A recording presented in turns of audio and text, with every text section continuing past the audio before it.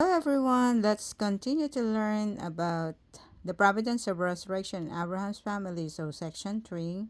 So we are now in 3.1.2.2 Abraham's offering of Isaac. So after Abraham failed in symbolic offering, God commanded him to sacrifice his only son Isaac as a burnt offering.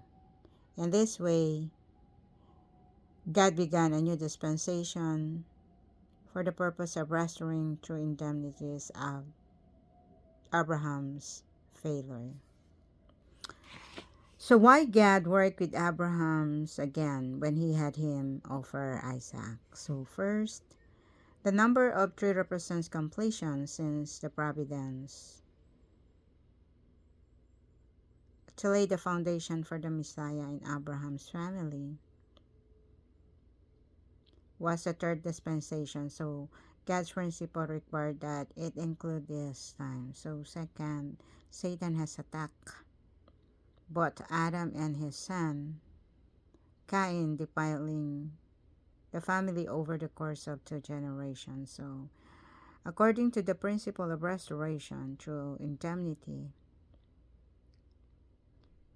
God could work to take back Abraham's and his son Isaac over the course of two generations. And the last, even though Abraham's failed, God could raise him up and give him another chance to make an offering based on the accumulated merit of Abel's and Noah's faithful hearts. So how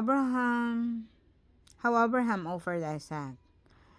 Abraham forth his hand and took the knife to slay Isaac.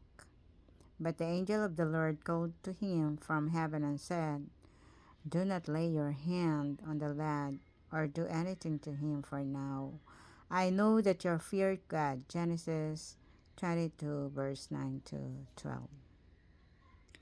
So the consequence of offering of Isaac. So Abraham's seal to God, to God's will and his resolute action, carried out with absolute faith, obedience, and loyalty, lifted him up to the position of already having killed Isaac. So therefore, completely separated Satan from Isaac. So because Abraham succeeding in his offering of Isaac, the providence of restoration, Abraham's family could be carried on by Isaac.